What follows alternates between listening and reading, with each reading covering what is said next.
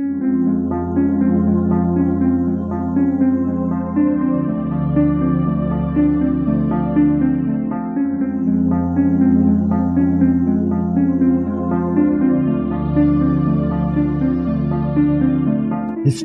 tells the story of the world and of our lives. Sometimes that history goes bump in the night.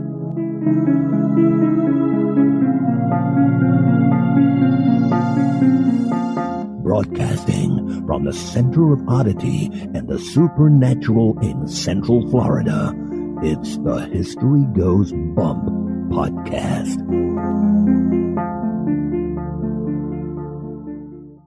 Hello, you spooktacular people. Welcome to this 425th episode of the History Goes Bump podcast, Ghost Tours for the Theater of the Mind. I am your host, Diane. And this is Kelly. Kelly, on this episode, we're going to be doing a location in Indianapolis, Indiana, the Hannah House. And this was actually suggested by two of our listeners. That's how popular it is. Ed Jones and Sarah Silver. Awesome. Looking forward to it. But before we get into that, we want to welcome into the spooktacular crew, Jennifer, Lauren, Carrie, who spells her name Kerry, Michelle with one L, Donna, and Nikki with two Ks and an I. Thank you for joining us in our spooktacular crew. And now, this moment in Oddity.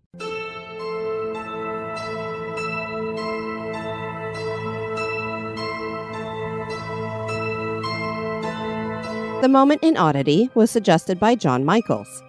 In one of the vaults at the British Museum, one can find the oldest drawing of a ghost.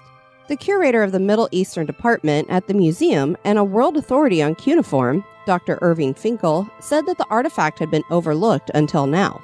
Part of the problem is that it's never been on display, and the other reason is that it needed to be viewed in the proper lighting. Under the right lighting, a faint outline of a figure appears on the Babylonian cuneiform tablet. Dr. Finkel thinks the tablet has been misinterpreted since being acquired by the museum in the 19th century. He describes the carving as showing a male ghost, and he's miserable. You can imagine a tall, thin, bearded ghost hanging about the house did get on people's nerves. The final analysis was that this ghost needed a lover. You can't help but imagine what happened before. Oh God, Uncle Henry's back. Maybe Uncle Henry's lost 3 wives. Something that everybody knew was that the way to get rid of the old bugger was to marry him off. It's not fanciful to read this into it. It's kind of an explicit message. There's very high quality writing there and immaculate draughtsmanship.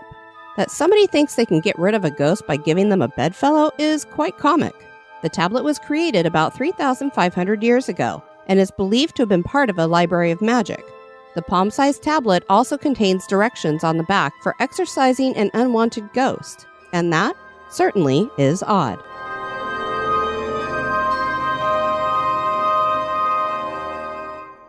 Grab your slippers, hot chocolate, flashlight, and maybe even that baseball bat.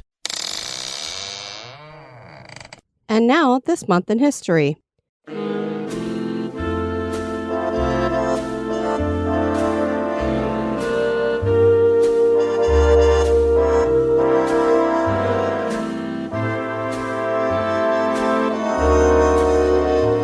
In the month of March, on the 23rd in 1839, OK enters the national vernacular. Apparently, the young people of the late 1830s liked to misspell words on purpose and then abbreviate them, which doesn't seem much different than today. For example, no use would be spelled KNOWYUSE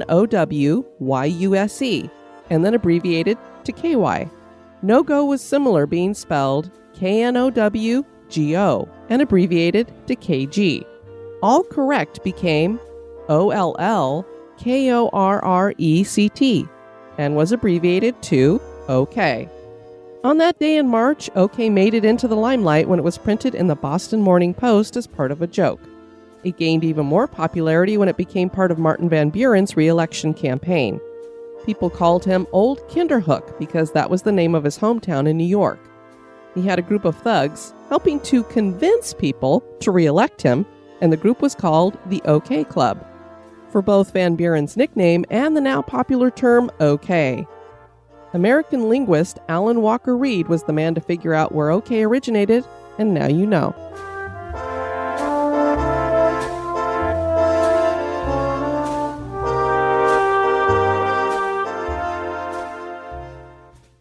Hanna House in Indianapolis, Indiana, was the family home of Alexander Hanna. This home was meant to be a place of refuge for runaway slaves along the Underground Railroad. Tragedy struck when a lantern that a group of the formerly enslaved people were using tipped over. A fire erupted and they were trapped in their hiding place, and none survived. Their bodies were more than likely buried on the property. This event has led to hauntings in what is now a museum. Join us as we explore the history and hauntings of the Hanna House.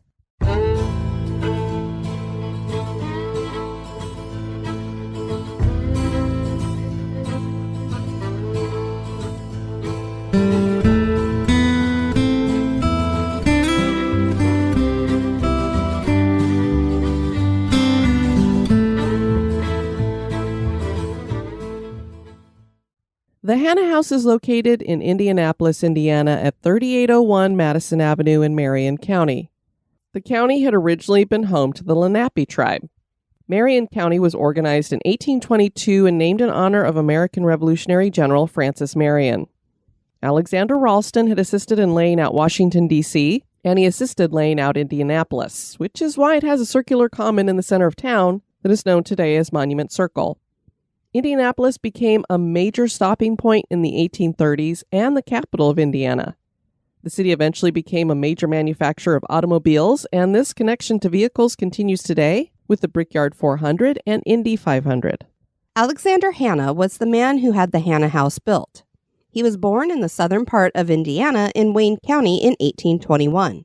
He learned the trade of harness making, but when the California gold rush started, he decided to find his fortune. Hanna did manage to find some gold and bought a ranch while he was in California. When the rush died down, he chose to return to Indiana and decided to live in Indianapolis, where he worked for the Indiana Central Railroad. His father Samuel was president of the company and owned hundreds of acres in the area. Hanna eventually bought 240 acres for himself, just south of Indianapolis. He decided to build his mansion on that land in 1858. The Hanna House was built in the Italianate architectural design with elements of Greek revival. The exterior was constructed from red brick. The house was 2.5 stories tall with a smaller 2-story wing connected to the main block house. The roof was a low hip style with wide eaves and had 4 chimneys.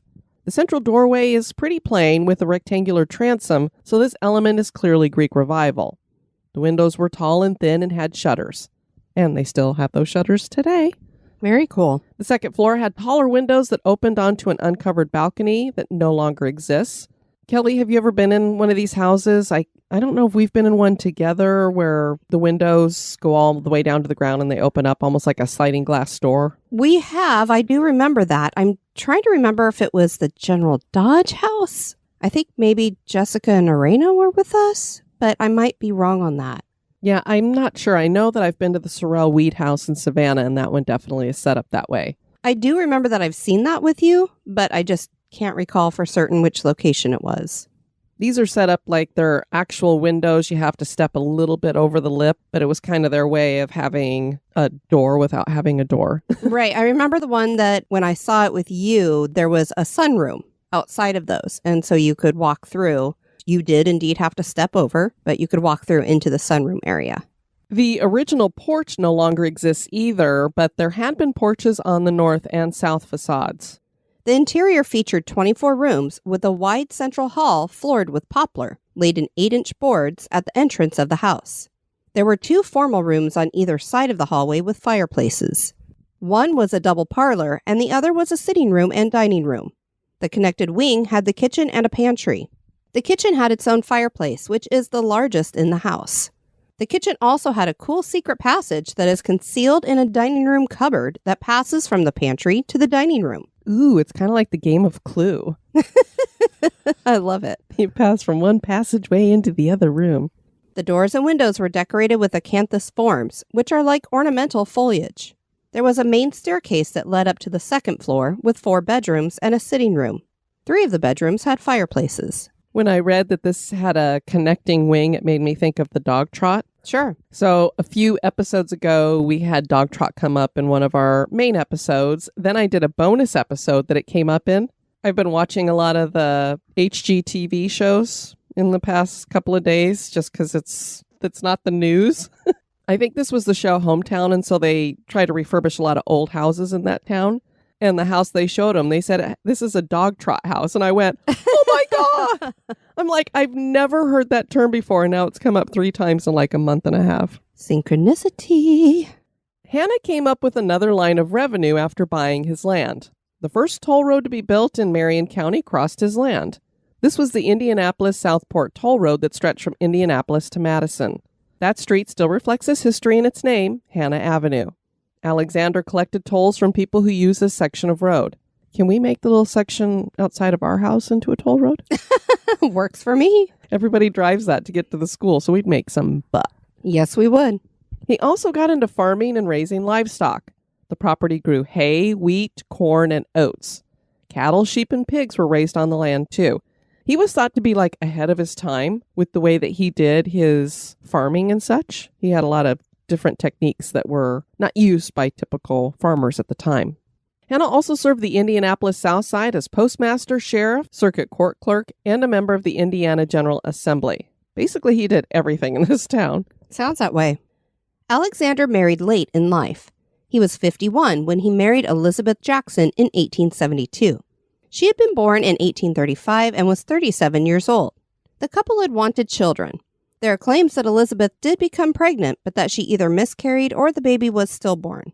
There are no records for either of these, but there is a small unmarked gravestone at the family burial, which seems to indicate an infant burial. The couple added onto the property with a service building that included a summer kitchen, smokehouse, washhouse, milk cooling room, and servants' quarters. The couple were very active in civil events, especially since Alexander had his fingers in many political arenas. They loved to entertain and often opened up the parlors to celebrate. But the couple had a secret that would have brought ruin to their social lives. They were staunch abolitionists, and their property was located in such a place that it worked well for the Underground Railroad. There were acres and acres of wooded area, and not many people living in close proximity.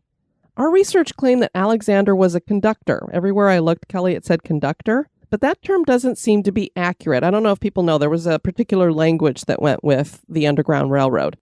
Conductors were people like Harriet Tubman, who actually guided people personally along the tracks, which was the term for the routes. Station masters hid escaped slaves in their homes, which were referred to as stations. And that's what the Hannas did.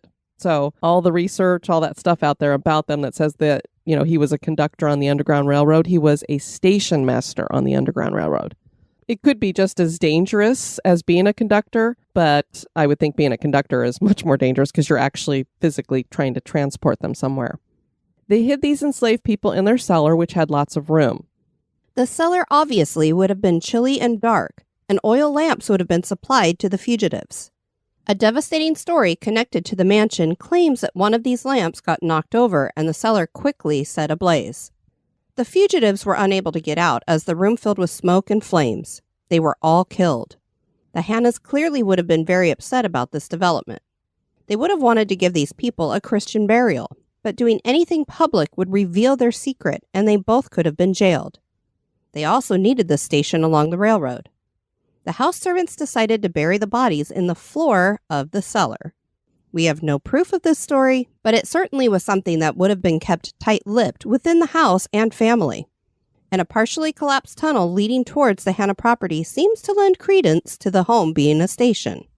Yeah, so this story might be a legend that's been connected to the house over the years, but everybody tells it, and because there is that tunnel that they found, they think that kind of offers some proof. Now, I'm assuming that through a lot of the paranormal investigation that's gone on here, that's how they maybe have verified that there were some enslaved people that were killed here. Sure. Elizabeth died in 1888 at the age of 53. Alexander did not remarry, and he died in 1895 at the age of 73 and joined Elizabeth at Crown Hill Cemetery, which I have also heard is haunted. His monument is a large obelisk. The house sat abandoned for 4 years, and then a German immigrant named Roman Oehler, I think it's Oehler, bought the house and 21 acres in 1899. So you could see they've been selling off the land before this because it went from 200 and something acres to 21 that he bought. He owned a jewelry business in Indianapolis. He built some outbuildings for the property and put a new porch on the mansion. The house stayed in the family with his daughter Romina Oler Elder being the last. She was in the house until 1962, but the house stayed in the family for another 6 years, although it was vacant. From 1968 to 1978, a couple by the name of O'Brien lived in part of the house and ran an antique shop out of the rest of it. The house was placed on the Register of Historic Places in 1978. In 1980, the house was used to host a haunted house-themed fundraiser, which seems fitting since the house is reputed to be haunted. It was a museum for a while and then a private home again, and now today it's a museum, once again, that offers tours and hosts weddings.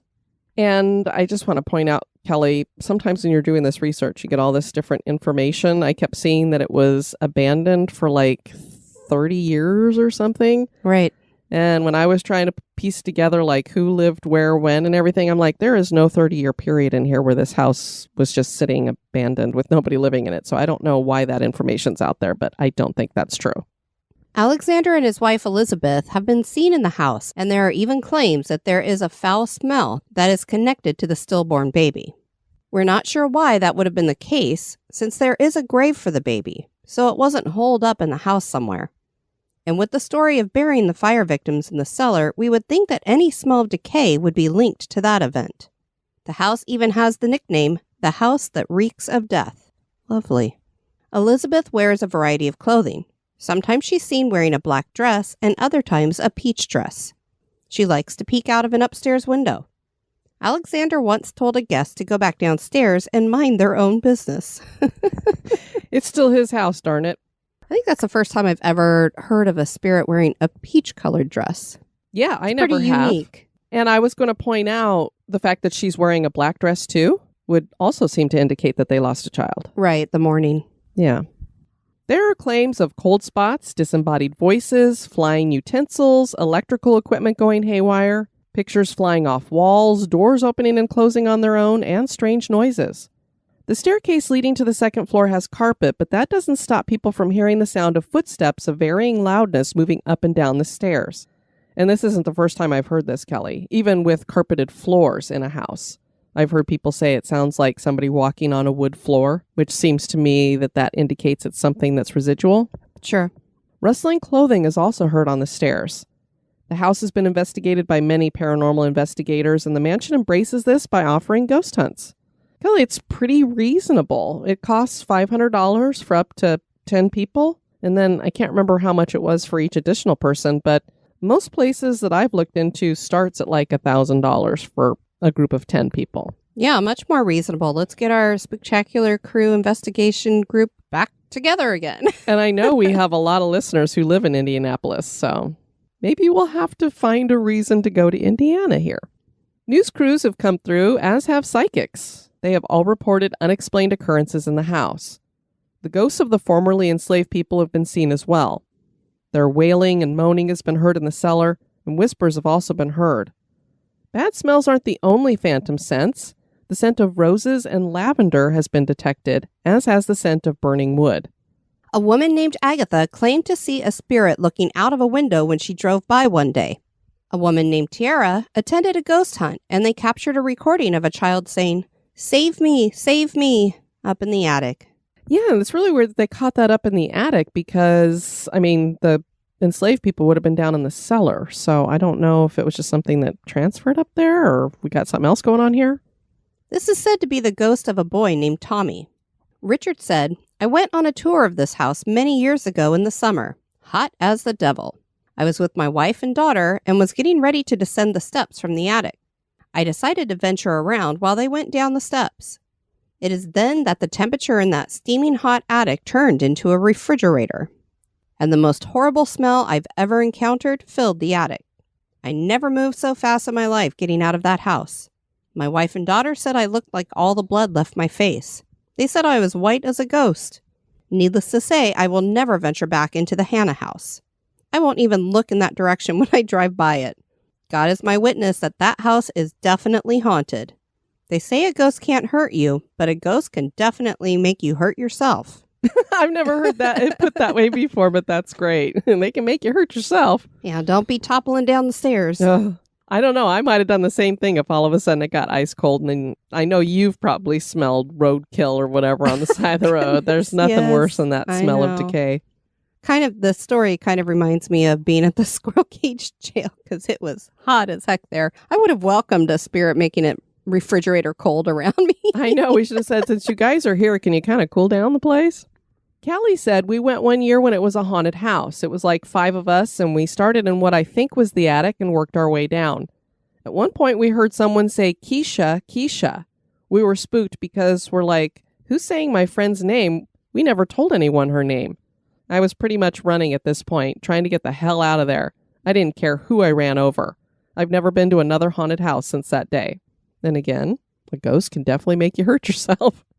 A review in 2019 said, I attended a tour and haunted house at this location years ago.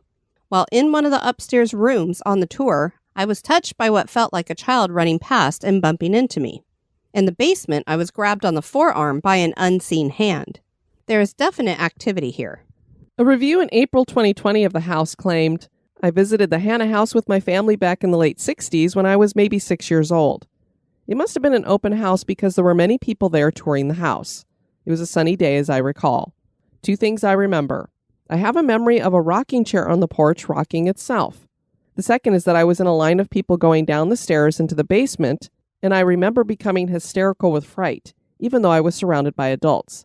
I had to be taken out of line and calmed down. I never set foot in that house again until about 5 years ago when the Hannah house hosted the Indiana Paranormal Meet and Greet. I toured the house and finally made it into that scary basement but had no experiences. I did find out that the rocking chair is one of the reported phenomenon at the house, so that was a real memory. I will say that as a historical house, it's worth taking a tour. Daywalkers Paranormal Investigations investigated the mansion in June of 2012. They captured several EVP. There was a female saying, "You're welcome," and a male voice that said, "Want help." Diane also thought one sounded like a child saying, "Come on." And there was one that sounded like, "I don't like her." One group was at the house when they heard a crashing in the cellar. There were old canning jars that stood along a wall down there, and they thought it sounded like those had gone crashing. But when they got to the cellar, they found nothing amiss. A TV crew came through the haunted house hosted by the JCs in 1981. The cameraman commented that it would be creepy if the chandelier started swinging in the room he was filming, and the chandelier suddenly started swinging in a 6-inch arc. Oh my goodness. They could find no reason for the light to be doing that. Later, they caught a picture falling off the wall. The nail was still in the wall and pointing upward. The string on the back of the picture was intact. The only way for the picture to fall would be if something lifted it up off the nail.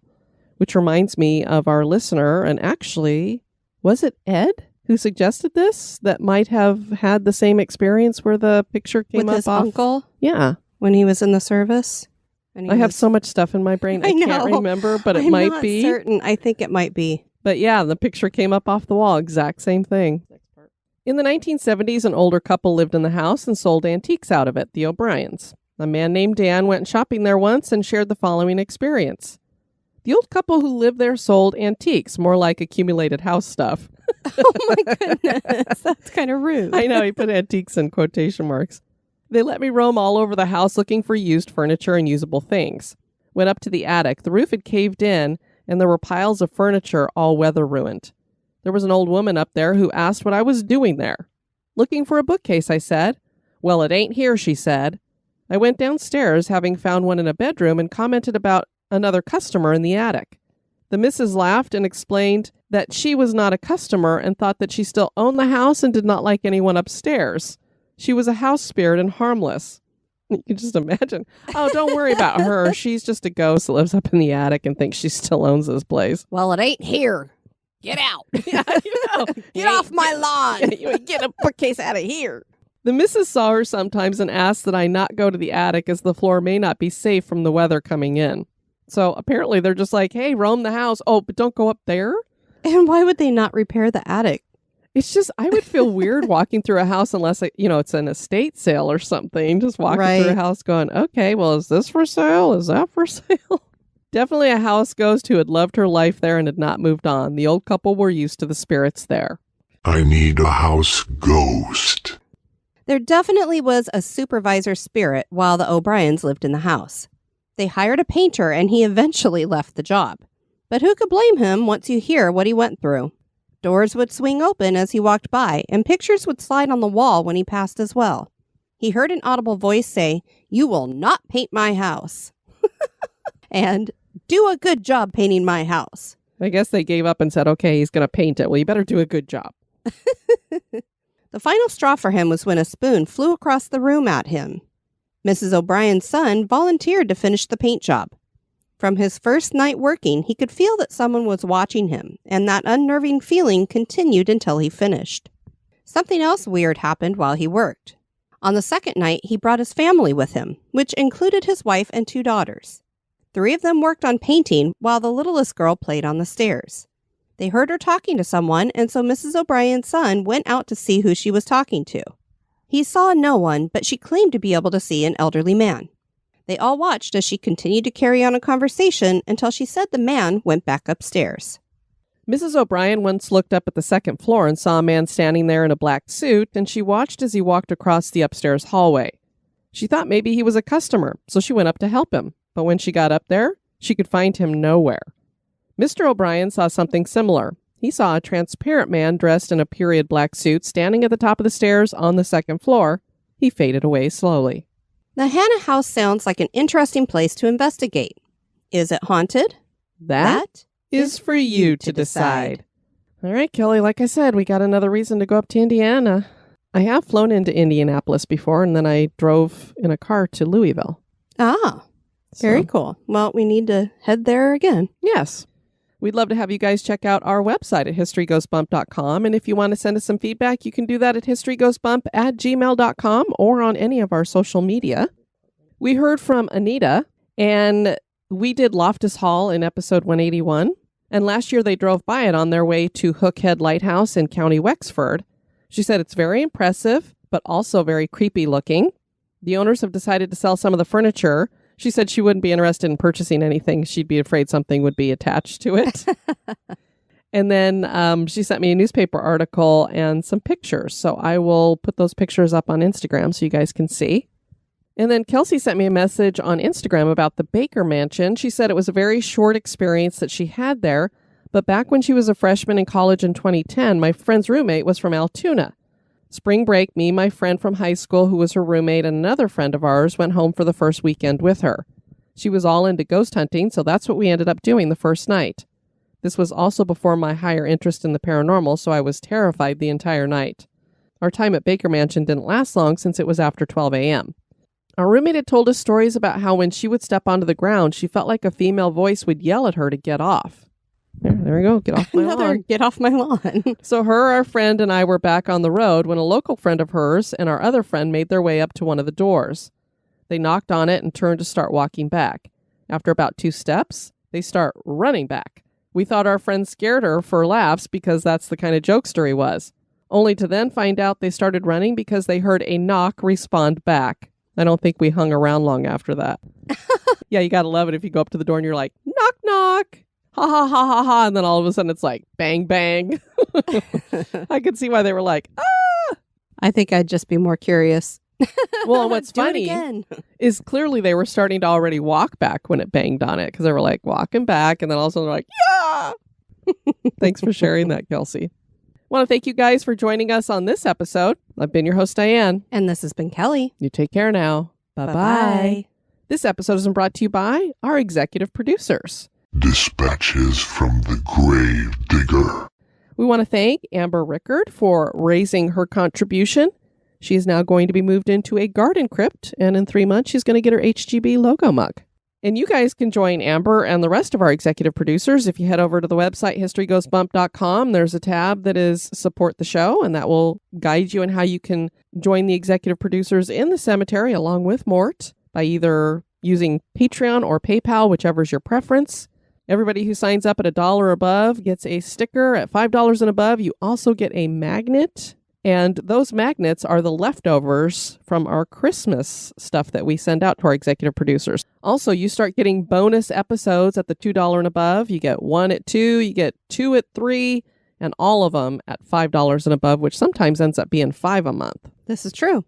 And we are going to start running more ads in our episodes. So if you guys want to get rid of those, that's the way to do it. You will get a feed that will have not only the early release of the episodes, but you get them ad-free as well. And at the $10 and above, you start getting logo gear, like mugs and t-shirts. Yep, we really couldn't produce this show without our executive producers, and it's a wonderful opportunity to enjoy even more content.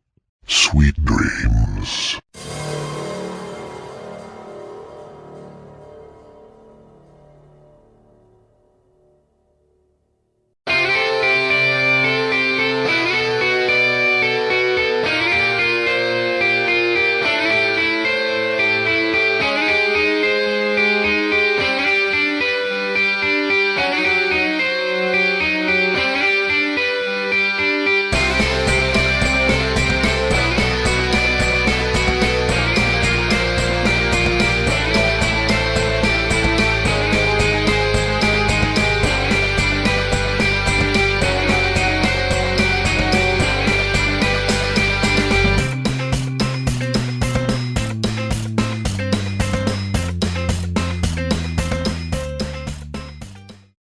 How'd you get water on my screen? It's not even facing you when you were drinking. How do you know it's my water? Because I'm drinking coffee. Oh. Did you do some kind of boomerang action with I you? don't know. I must have. Did you see me doing my little fountain interpretation and I was spewing it out of my mouth? Oh, Lord, just don't get it on my laptop. Tragedy struck when a lantern that a group of the formerly puberty. Dr. Finkel thinks the tablet has been He didn't misinterpret that. It's an M, Kelly. I You know. put I your said it lips right together. the first time. Like you're about to eat something really good. Weirdo. Riley, come here. Riley, come here. She's sassing you. I'm just going to run into this door and start barking. Hey, shush. Shush. We're recording. American linguist Alan Walker Reed was the man to figure out where OK originated, and now you know. That's crazy.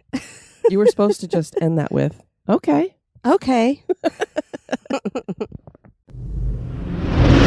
The county had originally been home to the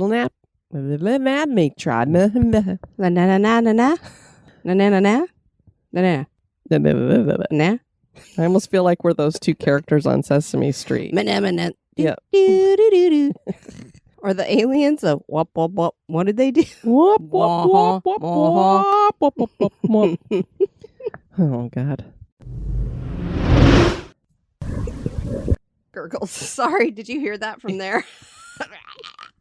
What the hell's in your throat? It's like the little alien that comes out of the mama aliens. Oh, my God.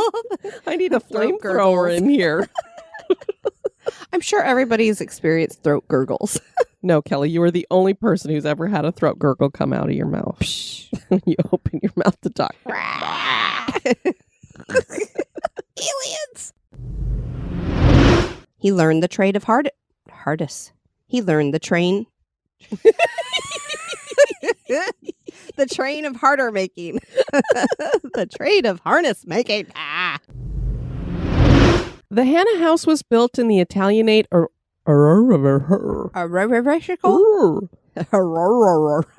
We are loopy this early in the morning. It's too early to record. Our voices are deep and husky. I know. Well, We that's can't part. read. I have that problem, and I obviously can't read. It's before 8 a.m. on a Saturday. Come on. When the Hannah house hosted the Indianapolis. What the hell? And it only says Indiana. I don't even know what I'm doing.